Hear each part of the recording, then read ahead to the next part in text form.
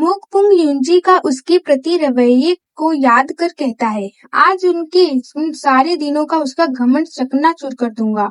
और कुछ पल में ही वह मास्क अटैकर युंजी के साथ सबको गिरफ्तार कर लेते हैं। यह सब देख यूहान चिल्लाकर मोकपुंग से पूछते हैं, इस सब का क्या मतलब है? इस पर मोकपुंग कहता है, हमें सूचना मिली थी कि हलीम ग्रैंड एस्टेट में कुछ संदिग्ध गतिविधियां हो रही हैं। कहते हैं कि देश भर के प्रभावशाली लोग काफी समय से हलीम ग्रैंड एस्टेट में आते जाते रहे हैं। इस पर यूहान चिल्लाकर पूछते हैं, तो इसमें संदिग्ध क्या है? फिर मोकपुंग सातिर अंदाज में कहता है, आखिर वह कौन सी वजह हो सकती है जो ताकत और अधिकार वाले लोग एक जगह इकट्ठा हो रहे हैं? यह तो गद्दारी है। यह सुन यूहान और उनके साथियों के होश ही उड़ जाते हैं। इस पर यूहान कहते हैं, यह तो पूरी तरह से बकवास है। गद्दारी? हम तो सिर्फ गो खेलने के लिए इकट्ठा हुए थे। फिर मोकपुंग कहता है, क्या तुम मुझसे उम्मीद करते हो कि मैं मान लूं कि इतने लोग सिर्फ गो खेलने के लिए इकट्ठा हुए थे? फिर यूहान कहते हैं, यही सच है। आपने हलीम मास्टर ऑफ गो के बारे में अफवाहें तो सुनी होगी।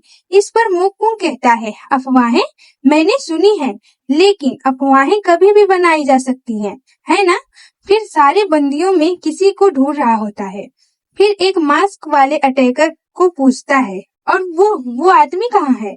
इस पर मास्क वाला पूछता है, आप किसे ढूंढ रहे हैं? फिर मोकपुंग कहता है, वो आदमी हलीम मास्टर ऑफ गो या जो भी कहलाता है, वह कहाँ है?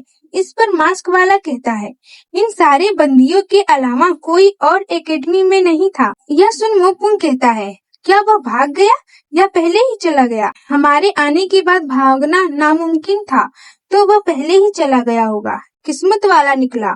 फिर सारे बंदियों से कहता है, वैसे भी अगर आप लोग निर्दोष हैं तो आपको जल्द ही छोड़ दिया जाएगा। जब हम एकेडमी की जांच करेंगे और कोई मसला नहीं मिलेगा तो हम आपको छोड़ देंगे और माफी भी मांगेंगे। तभी एक मास्क अटैकर एकेडमी में एक बुक लेकर मोकपुंग के पास आता है और कहता है, हमें मिल गया। उसे देख मोकपुंग कहता है, यह है सामूहिक शपथ उन लोगों की है जिन्होंने गद्दारी की साजिश रची थी। यह कलेक्टिव ओथ का मतलब कुछ लोग मिलकर किसी समझौते के लिए साथ आते हैं। यह सुन यूहान और उनके साथियों के होश उड़ जाते हैं। फिर यूहान हैरानी से पूछते हैं, सामूहिक शपथ? यह तो हम पहली बार सुन रहे हैं। इस पर मोकपुंग उन्हें वह बुक दिखाते हुए कहता है, क्या इस सबूत को सामने देखकर भी तुम यही कह रहे हो? यह सुन देख यूहान समझ जाते हैं और मन में कहते हैं, शुरू से ही वह लोग इसी इरादे से यहाँ आए थे। मैं फंस गया। तभी बंदियों में से एक कहता है, हम निर्दोष हैं। दूसरा कहता है, यह नाइंसाफी है। तीसरा आदमी कहता है, मुझे कुछ पता नहीं था, मैं इसके लिए यहाँ नहीं आया था। तभी बंदियों में एक आदमी खड़ा हो जाता है। यह होते हैं ली वांग एम्पायर के छोटे भाई। वो मोकपुंग को कहते हैं, मोकपुंग, तुम कुछ दिलचस्प कर रहे हो। उन्हें देख मोकपुंग शौक हो जाता है और कहता है, आप तो रॉयल हाईनेस हैं, यह तो शहजादे हैं। हमें ली वांग के बारे में और बताया जाता है। यह रॉयल सेंसरेट के हेड और सेंसर जनरल प्रिंस लीव वेंग होते हैं। फिर वह चिल्लाकर मोकपुंग को कहते हैं, मुझे सेंसर जनरल कहकर पुकारो। उन्हें देख बंदियों में से एक कहता है, सेंसर जनरल प्रिंस ली वांग? वही दूसरा कहता है, हम बच गए, अब हम बच गए। तीसरा कहता है, क्योंकि प्रिंस ली ने सब देखा है, वह जान लेंगे कि हम निर्दोष हैं। उन्हें देख मोकपुंग हाथ जोड़ते हुए कहता है, अगर मुझे पता होता कि आप यहाँ हैं तो मैं इतना सख्त कदम नहीं अपनाता। इस पर ली वांग कहते हैं, मैं भी ऐसे बंधनों से बंधने वालों में से नहीं हूँ, तो इन्हें जल्दी खोलो। फिर मोकपुंग कहता है, उससे पहले मुझे कुछ पूछना है। इस पर ली वांग कहते हैं, कुछ पूछना है? फिर उन पर आरोप लगाते हुए मोकपुंग कहता है, तुमने गद्दारी की प्लानिंग क्यों की? यह सुन तो ली वांग हैरान हो जाते हैं। आगे मोकपुंग हंसते हुए कहता है, क्या तुम सच में सोचते हो कि मुझे पता नहीं था कि तुम यहाँ होगे? यह सुन तो ली वांग गुस्से से कहते हैं, तुम विलेन, यह क्या कह रहे हो? तभी दो मास्क वाले अटैकर उन्हें दबाकर घुटनों पर ला देते हैं। फिर मोकपुंग कहता है, अगर गद्दारी है तो एक केंद्र होना चाहिए। एक हलीम ग्रैंड स्कॉलर तो केंद्र नहीं हो सकता। तो तुम शाही खानदान के सदस्य इस गद्दारी के असली केंद्र हो। प्रिंस ली, यह सुन लिवांग चिल्लाकर कहते हैं, तुम बदतमीज, तुम्हारा घमंड आसमान तक पहुंच गया है। तुम्हारी हिम्मत कैसे हुई मुझे गद्दारी का इल्जाम देने की? क्या तुम सोचते हो कि इससे बच जाओगे? मैं तुम सबको नहीं छोड़ूंगा। इस पर मोकपुंग जवाब देता है, तुम्हें गलतफहमी है। तुम यह बात एम्परर को नहीं बता पाओगे क्योंकि तुम कभी एम्परर से मिल ही नहीं पाओगे। फिर जोर से कहता है, गद्दारी का मतलब है तुरंत फांसी। तुम सब यही मरोगे। इस मामूली सी एकेडमी में एक कलेक्टिव ओथ है जहां तुम प्रिंस ली वांग और कई प्रभावशाली लोग इकट्ठा होकर गद्दारी की साजिश रचते हो। फिर तुम्हारे हिसाब से एम्परर क्या सोचेंगे? कोई भी इसे गद्दारी की साजिश ही मानेगा, है ना? यह सुन ली वांग पूरी ताकत से चिल्लाकर कहते हैं, तुम मोटे सांड, हेमन तुम्हें कभी माफ नहीं करेगा। इस पर वो मोटा कहता है, हा हा, ऐसे ही भीख मांगते रहो। और आप में से एक शख्स है जिसे सबसे पहले मरना होगा, वो है मुन युंजी। फिर उसके पास जाकर कहता है, मैंने तुम्हें वार्न किया था कि मैं अपने तरीके से सब संभाल लूंगा। यह नतीजा है मुझे इनकार करने का। तेरी वजह से सब मरने वाले हैं। फिर उसके मुंह को उठाते हुए आगे कहता है, अब कैसा लग रहा है? इस पर युंजी उसके मुंह पर थूक देती है और चिल्लाकर उसे कहती है, मैं यहाँ मरना पसंद करूंगी, लेकिन तुम जैसे कमीने से शादी नहीं करूंगी। यह सुन मोकपुंग अपनी जीभ से वह थूक चाटता है, फिर उसकी मुंह को पकड़कर कहता है, चिंता मत करो, मैं तुम्हें नहीं मारूंगा। आगे कहता है, मैं तुम्हें यह चाहने पर मजबूर करूंगा कि काश तुम मर जाती। सोचो, जितना बुरा हाल सोच सकती हो, मैं तुम्हें उससे दर्जनों गुना ज्यादा दर्द दूंगा। इस पर वो गुस्से से कहती है, क्या तुम सोचते हो मैं ऐसा होने दूंगी? मैं मर जाऊंगी, लेकिन तुम जैसे कमीने से बेइज्जत नहीं होंगी।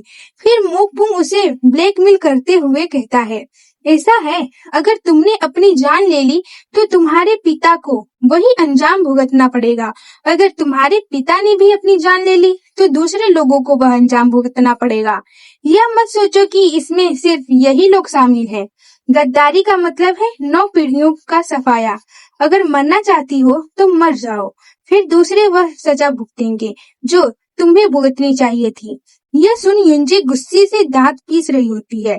फिर उसके बाल पकड़कर उसे उठाता है और हंसते हुए कहता है, तो चलो मर कर दिखाओ, मरने की कोशिश करो, मुझे तो और मजा आएगा अगर तुम्हें मार कर ही खेल खत्म ना करूं तो। और ही कर हंस रहा होता है। वहीं युंजी दर्द से चिल्ला रही होती है। अपनी बेटी को दर्द में देख यूहान उसे पुकारने के अलावा कुछ कर नहीं पाते। आगे मोकपुंग अपना मुंह युंजी के पास लाकर उसके मुंह को अपने हाथ से टच करते हुए कहता है, ठीक है, शुरू करें। यह सब देख युंजी मन में दर्द से कहती है, प्लीज मेरी मदद करो। फिर डरते डरते आंखें खोलती है और सामने देखकर तो उसे बहुत बड़ा शौक लगता है, क्योंकि सामने युन्नो अपना बोरिया बिस्तर लेकर इधर उधर देखते हुए धीरे से छत पर जंप मारता है और उस पर चढ़ जाता है। उसकी हरकतें देख वो जोर से उसका नाम चिल्लाती है। यह देख युन्नो पीछे देखने लगता है और सिर खुजाते हुए हंसने लगता है। इस पर वह चिल्लाकर पूछती है, तुम क्या कर रहे हो? फिर युन्नो चिल्लाकर कहता है, दिख नहीं रहा, मैं भाग रहा हूँ। इस पर युंजी चिल्लाकर कहती है, तुम भाग रहा हूँ ऊंची आवाज में कैसे कह सकते हो? आगे युन्नो चिल्लाकर हिलाते हुए कहता है, क्यों क्यों नहीं कह सकता? भाग रहा हूँ जब मैं सच में भाग रहा हूँ। तुम पढ़े लिखे खानदान से हो, इसलिए तुम्हें मेरी बोली पसंद नहीं आ रही है। इनकी बातें सुन सारे लोग हैरान होते हैं। युंजी उससे चिल्लाकर कहती, साले, तुम्हें हमारी मदद करनी चाहिए। इस पर युन्नो कहता है, किसकी मदद? मैं खुद ही मुश्किल से बच रहा हूँ। इस पर वह हैरानी के साथ गुस्से से कहती है, तुम्हें मार्शल आर्ट्स आती है, तुम मदद कर सकते हो। इस पर युन्नो हाथ झटकते हुए कहता है, अगर मैं इस लड़ाई में मेरी इन स्किल्स पर भरोसा करके दिखावा करने की कोशिश करूंगा तो समय से पहले ही टपक जाऊंगा। ऐसे वक्त में अनदेखा करना ही लंबी उम्र का शॉर्टकट है। फिर मोकपुंग को हाथ हिलाकर कहता है, मैंने कुछ नहीं देखा, तुम जो कर रहे हो वह जारी रखो। यह सुन तो युनजी का दिल टूट जाता है। वहीं यूहान हैरान होते हैं और ली वांग तो गुस्से से गालियां देने वाले होते हैं। वह कहते हैं, इतना निकम्मा मैंने कभी नहीं देखा। तभी मोकपुंग जोर से चिल्लाकर युन्हो को कहता है, रुको। फिर कहता है, भाग रहे हो, तुम पहले ही गद्दारी में शामिल हो, तुम कहीं भी भाग जाओ, तुम्हारे पीछे पूरा एम्पायर तुम्हें ढूंढने में लग जाएगा, तुम बच नहीं पाओगे। इस पर युन्हो कहता है, खैर कोशिश करूंगा तब पता चलेगा, है ना? इस पर मोकपुंग कहता है, तुम बेवकूफ हो, एम्पायर बड़ा है लेकिन ऐसी कोई जगह नहीं है जहां अधिकारी ना हो। तुम जैसे एक को ढूंढ निकालना कुछ भी नहीं है। इस पर युन्हो वहां से जाते हुए कहता है, हाँ हाँ ठीक है, मैं तो जा रहा हूँ, तुम बाद में ढूंढ लेना। यह सुन तो मोकपुंग का दिमाग खराब हो जाता है और मास्क वाले अटैकर को कहता है, पकड़ो इसे। इतना सुनते ही एक अटैकर युन्हो की तरफ जाने लगता है। अटैकर को युन्हो की तरफ जाता देख युनजी चिल्लाकर युन्हो को कहती है, भाग जाओ। यह आवाज सुन युन्हो वहीं रुक जाता है, फिर एक स्माइल करता है।